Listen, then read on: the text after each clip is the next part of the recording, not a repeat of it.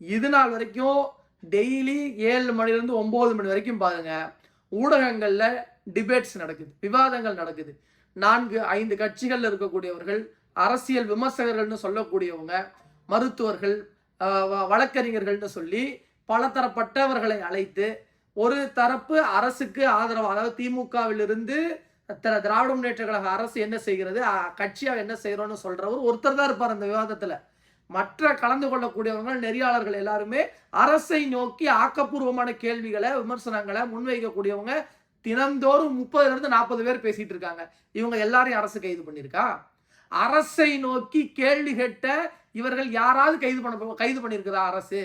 News 7ல நடக்குது, புதிய தலைமுறையில் நடக்குது, தந்தியில நடக்குது, ஜீ தமிழ்ல நடக்குது. இன்னும் லட்சக்கணக்கான யூடியூப் சேனல்ல தொடர்ந்து அரசியல் விமர்சகர்கள், அரசியல் பார்வையாளர்கள் சொல்லி அரசை நோக்கி கேள்வி முன்வைக்கப்படுது. அதுக்கு அரசின் சார்பாகவோ கட்சியின் சார்பாகவோ பதில் சொல்லப்படுது.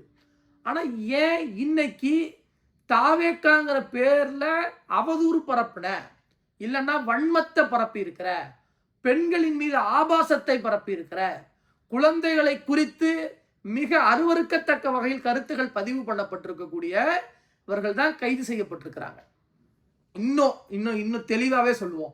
இத்தனை நாட்கள் தாவேக்கா, அதாவது விஜயனுடைய கட்சியிலிருந்து செய்தி தொடர்பாளர்கள் பேர்லாம் அவனுக்கு எதுவுமே தெரியாது.